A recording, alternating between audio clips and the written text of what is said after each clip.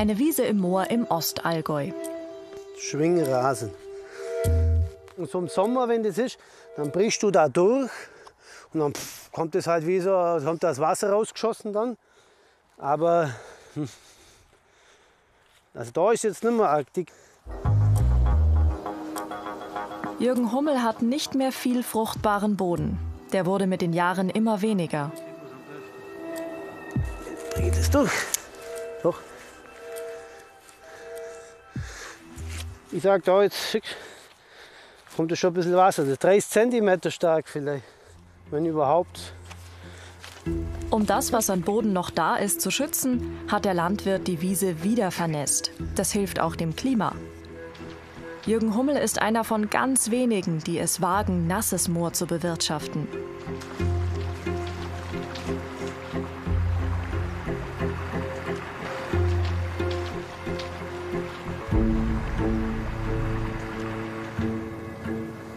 Februar 2024. Wir sind in Lamerdingen im Ostallgäu. Die Idee, die Wiese von Jürgen Hummel wieder nass zu machen, hatte Andreas Staus.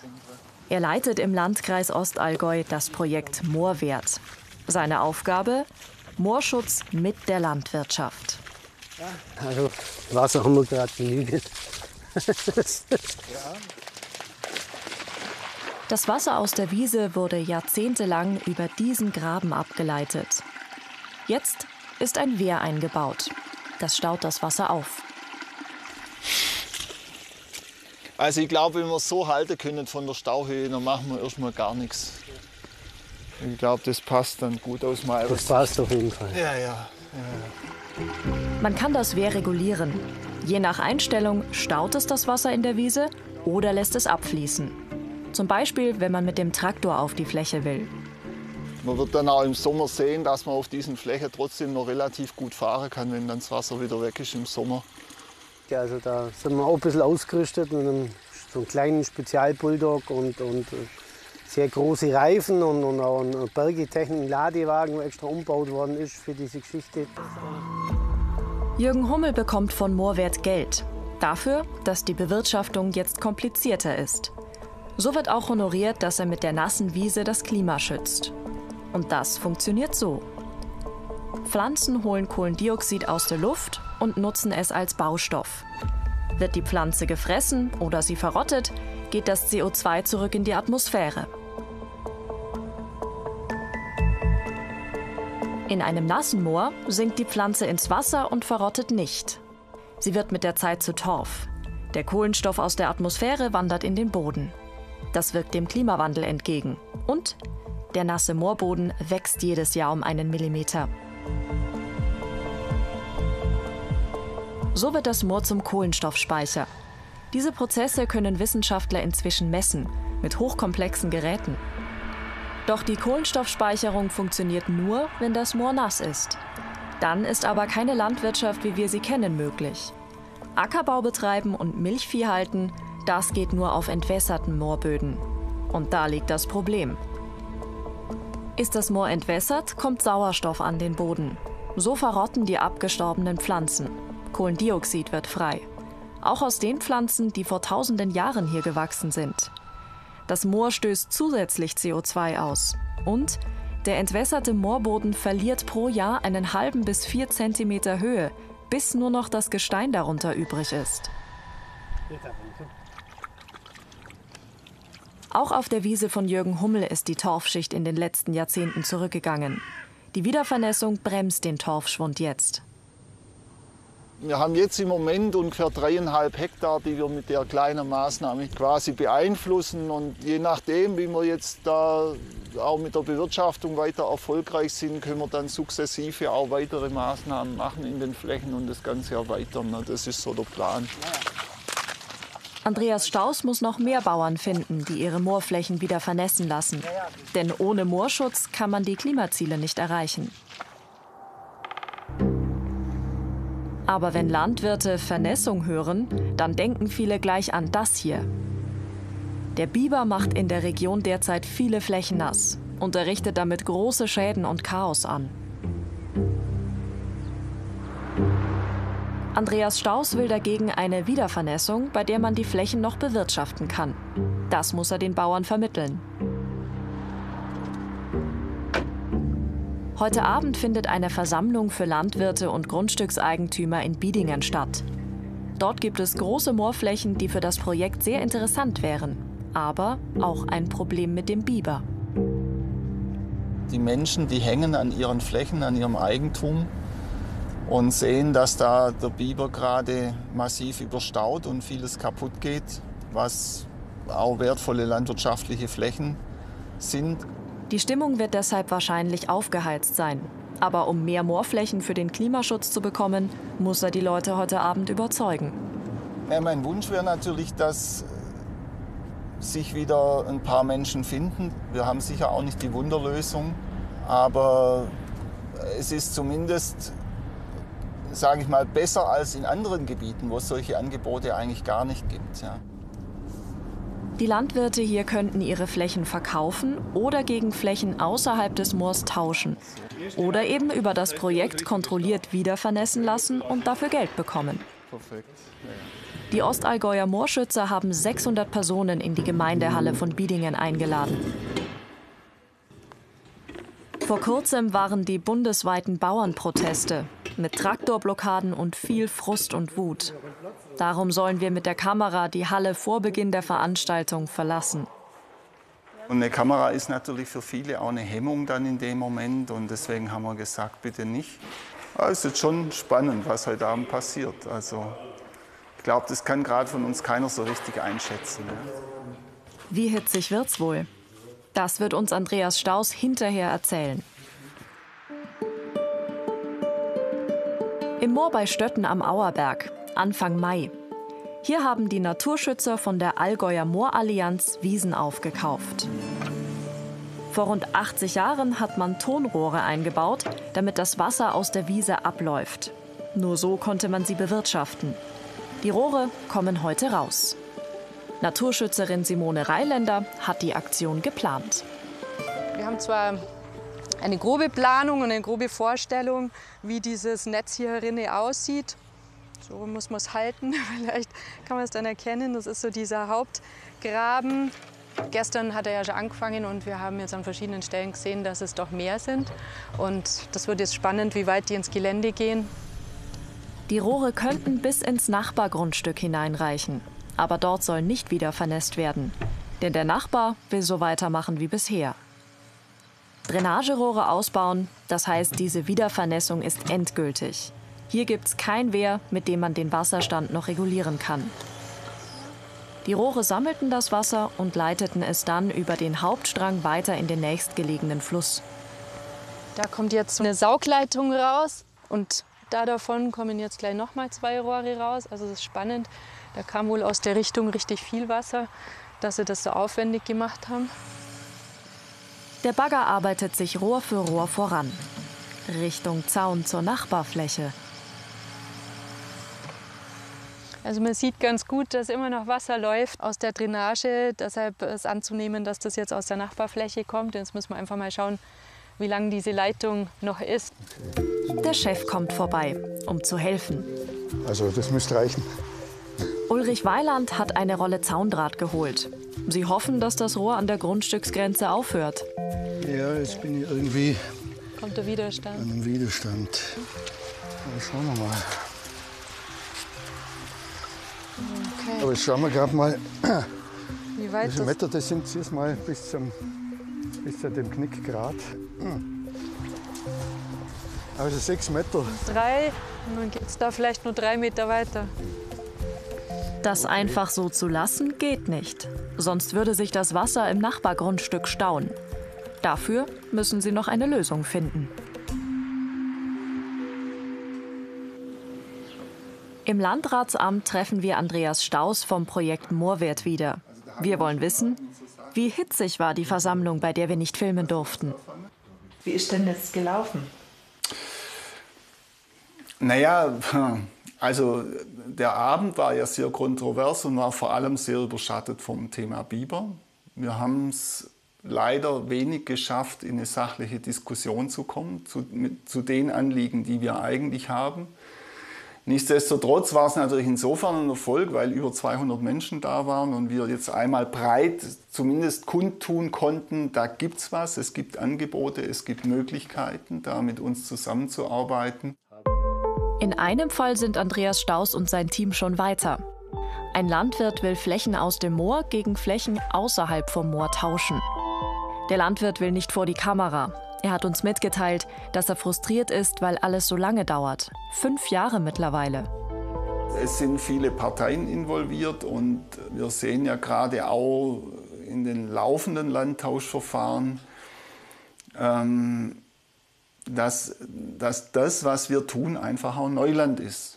Das heißt, alle Parteien, auch die zu beteiligenden Behörden und so weiter, befinden sich da ein Stück weit in einem Lernprozess. Dabei ist eigentlich gar keine Zeit zum Lernen. Denn die entwässerten Moorböden setzen weiter CO2 frei. 1 Hektar im Jahr so viel CO2 wie ein Pkw, der 8-mal um die Erde fährt.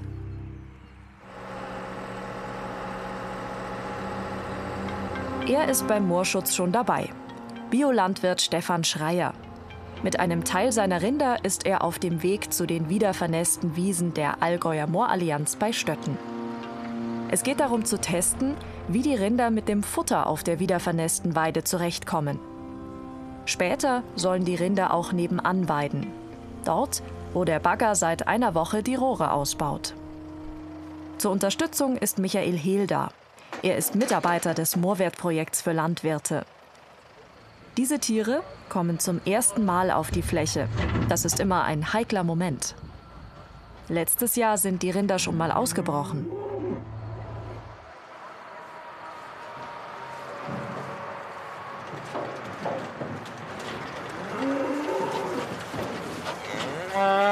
Hoffentlich kannst du durchkriegen. Ja, ja.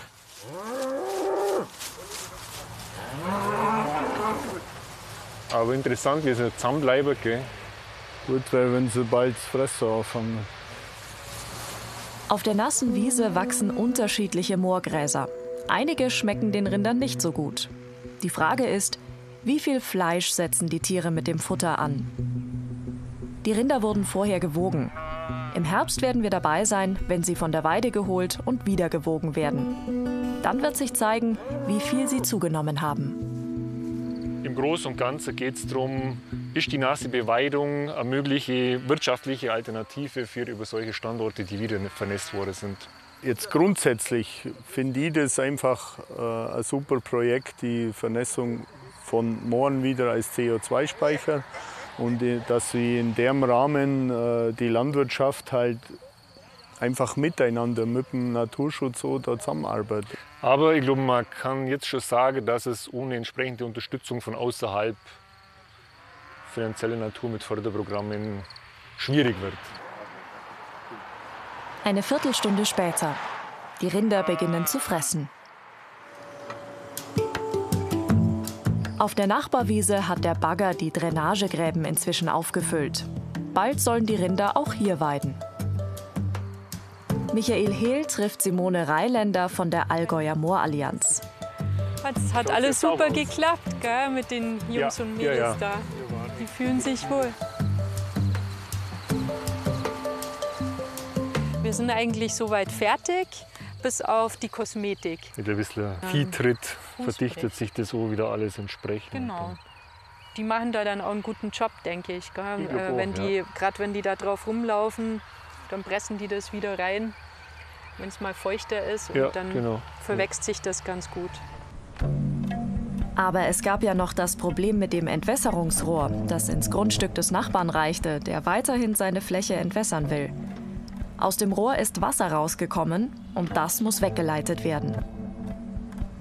Wir haben das aufgefangen, eine Rohrleitung, die aber selber keine Drainagewirkung hat, sondern einfach nur das Wasser aufnimmt, was aus der Hauptleitung von ihm kommt und ableitet in den Bach rüber. Mit der Umleitung der Nachbardrainage hat die Wiedervernässung um die 5.000 € gekostet, für knapp 1 Hektar.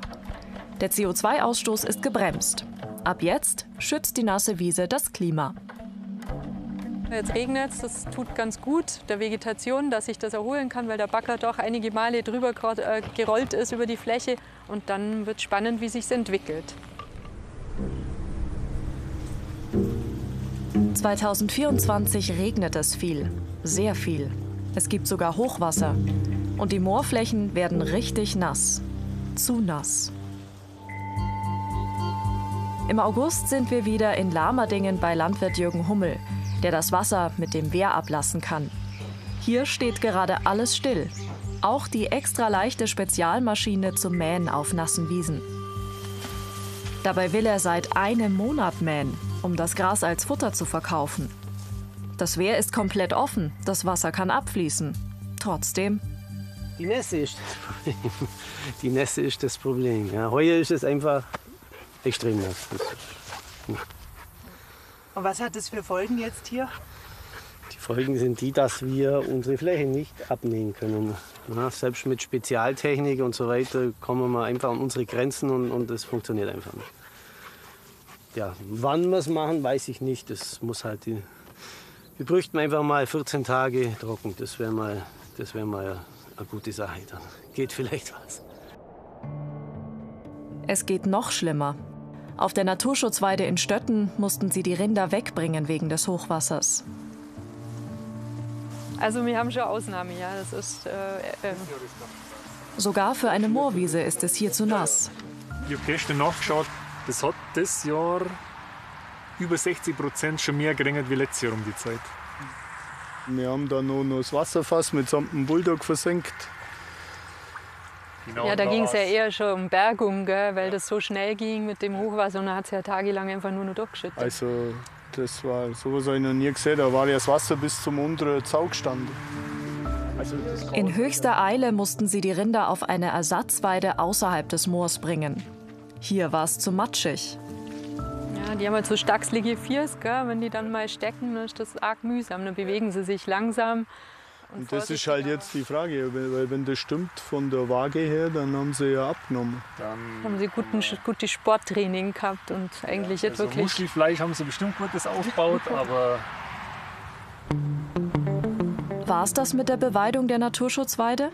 Oder können sie mit den Rindern hier weitermachen? Momentan schaut es da jetzt futtermäßig gut aus, aber es ist noch super nass. Und wenn das vom Wetter her so bleibt, wie es den Sommer ist, dann wird es... Also ich würde sagen, dass wir noch mindestens eine Woche, 1,5 warten, dass wir uns dann noch mal treffen. Ja, schon. Und dann schauen, wie es vom Boden her geht. Ja, genau. Und dann entscheiden wir, wie viele Viecher wir drauf tun. Ja. Der Versuch soll weitergehen. Das ist wichtig, weil andere Landwirte Erfahrungswerte brauchen. Die Politik will künftig noch viel mehr Moorflächen wieder vernässen. Nur mit nassem Moor lassen sich die Klimaziele erreichen. Wir sind bei Biedingen mit Moorschützer Andreas Staus. Heute ist ein wichtiger Tag für ihn. Die Fläche, die ein Landwirt im Tausch für eine Moorfläche erhält, wird vermessen. Es geht um die letzten Details. Und dass wir idealerweise ab dem zweiten Mast so circa 15 Meter haben, weil sein Kreisler hat 14 Meter, dass er einmal drumherum fahren kann. Die Fläche, die dem Staat gehört, liegt außerhalb vom Moor. Sie ist für den Landwirt interessant, weil er sie leichter bewirtschaften kann. Bei dem Termin heute ist er nicht dabei, weil er Heu machen muss. Die Details hat er vorab mit Andreas Staus abgeklärt, in vielen Vorgesprächen. Heute haben wir jetzt eben nach ungefähr 5,5 Jahren Vorarbeit tatsächlich den großen Tag, wo die Vermessung stattfinden kann. Vor Ort legen alle Beteiligten fest, wie genau die Grenzen zu den Nachbargrundstücken verlaufen. Aber sind alle happy? Es sind alle happy, glaube ich. Bis jetzt auf jeden Fall. Andreas Staus bekommt im Gegenzug diese Moorwiese für sein Projekt Moorwert. Die Wiese wird noch durch Rohre im Boden entwässert. Die sollen entfernt werden. Der Moorschützer ist endlich einen Schritt weiter. Ja, es gibt natürlich schon ein Stück wieder Motivation, klar. Weil die Tage, wo wir nichts haben, wo wir sagen können, da sind wir jetzt einen Schritt weiter, sind eher die Regel. Mitte August, zurück in Lamerdingen auf der Wiese mit dem Wehr. Und endlich wird gemäht. Landwirt Jürgen Hummel hat 6 Wochen auf gutes Wetter gewartet. Immer wieder hat's geregnet. Einen Teil der Fläche hat er mit seinem extra leichten Mähtrakt geschafft. Ich habe es versucht, ja. Zum kleinen Teil hat es funktioniert. Es ist immer noch sehr nass, wegen der hohen Feuchtigkeit dieses Jahr. Aber ein Stück haben wir jetzt einmal geschafft zu mähen. Ja. Er hat Fahrzeuge mit extra breiten Reifen, damit er im nassen Boden nicht versinkt. Das Gras verkauft er an die Futtertrocknung. Bis jetzt läuft's mit der Ernte gut. Aber er muss das ganze Gras noch abtransportieren.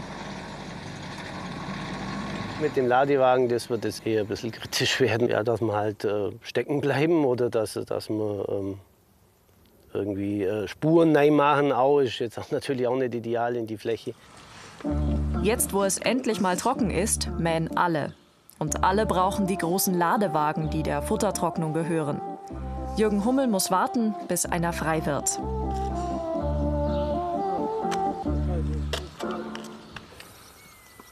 Heute sind auch 2 Wissenschaftlerinnen vom Moorforschungszentrum aus Weinstephan auf der Fläche von Jürgen Hummel. Sie säubern die Sensoren des Messturms, der regelmäßig ins Forschungszentrum funkt, wie viel CO2 die Moorwiese freisetzt. Landschaftsökologin Janina Klatt erfasst, wie der Torf verloren geht und sich verändert. Die Wasserhaltefähigkeit, die Schwammfunktion des Torfes, die ist größtenteils verloren gegangen. Und die wiederherzustellen, das sollte das Ziel sein, ist aber immens schwierig und wir wissen nicht, ob wir das so leicht erreichen können. Der Mais von Jürgen Hummel wächst auf entwässerten Moorböden. Da kommt Luft an den Boden. Der Torfkörper zersetzt sich hier weiter. Das können die Wissenschaftlerinnen mit einer Bodenprobe zeigen.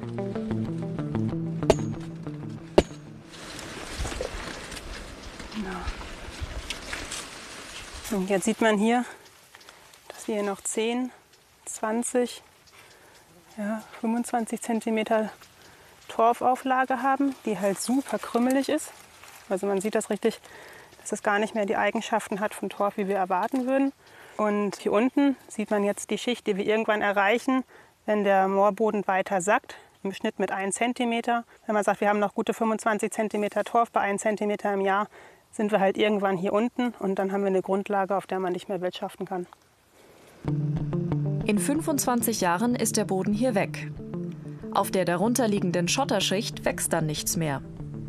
Das Problem betrifft viele Landwirte, vor allem im Voralpenland und im Donaumoos.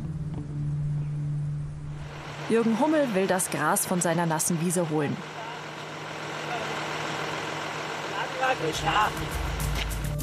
Endlich hat er einen großen Ladewagen vom Trocknungswerk bekommen. Hoffentlich ist er nicht zu schwer. Was er hier auflädt, ist von schlechter Futterqualität. Das Trocknungswerk macht deshalb Pferdefutter daraus. Da ist nur wichtig, dass es sauber ist. Ich bin schon zufrieden. Also es könnte besser sein. Keine tiefen Spuren gemacht. Man sieht zwar ein bisschen, wo wir gefahren sind, aber das ist nicht so schlimm. Wieder eine Etappe geschafft. Ich fahre jetzt in Trocknung, gell? Ja. Einen Teil der Fläche wird Jürgen Hummel in diesem Jahr allerdings überhaupt nicht mähen können, weil manche Stellen immer noch zu nass sind.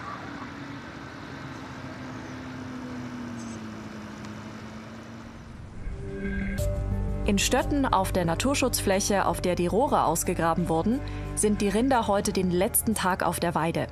Es ist Mitte Oktober. Nach der Pause wegen Hochwassers sind nur 6 von 10 Tieren zurückgekommen, damit das Futter reicht.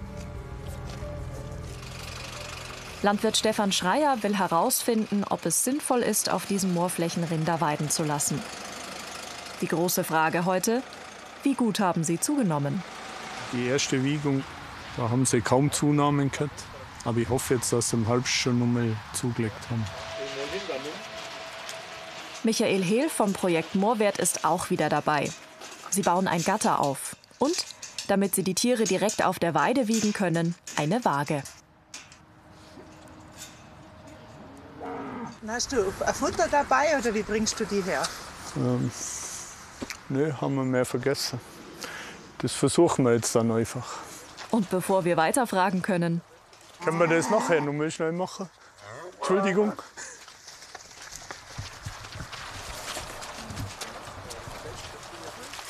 Besser kriegen wir es.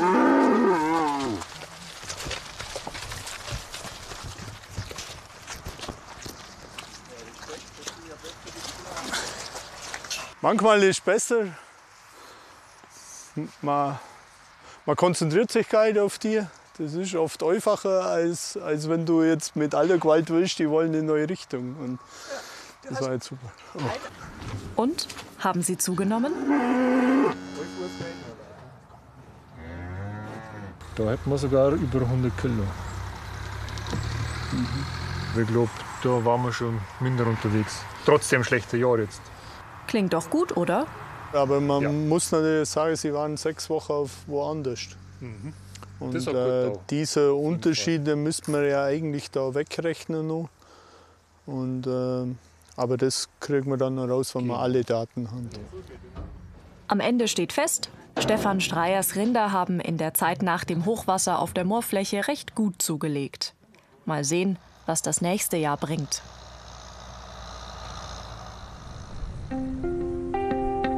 Mitte Oktober bei Jürgen Hummel auf dem Kreuzhof in Lamerdingen. Landwirtschaftsschüler auf Exkursion.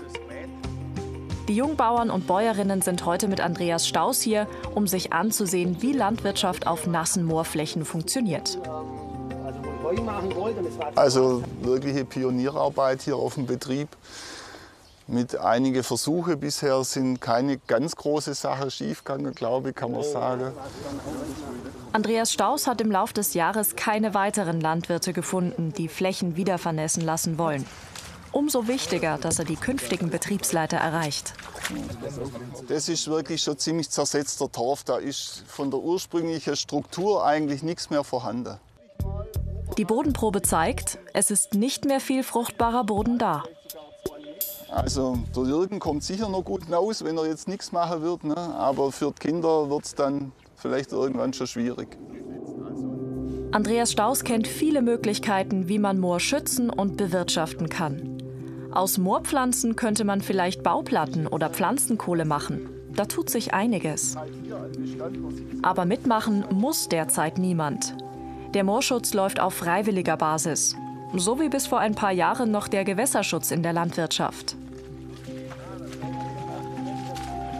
Mit den Gewässerrandstreifen, ne, da gab es ein paar Jahre lang ein Förderprogramm, Freiwilligkeit, ne, die Gewässerrandstreifen zu machen.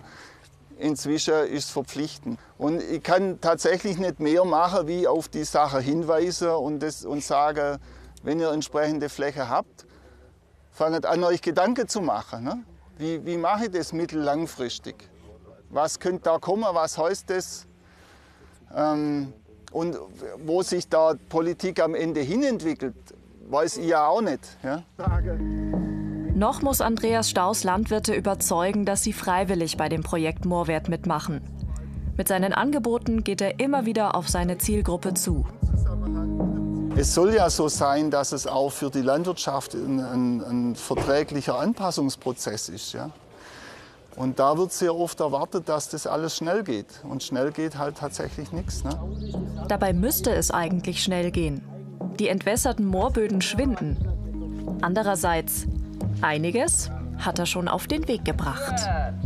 Und so sind es halt immer kleine Erfolgserlebnisse, aber vielleicht gibt es irgendwann ein großes Ganzes, wird man sehen. Ja.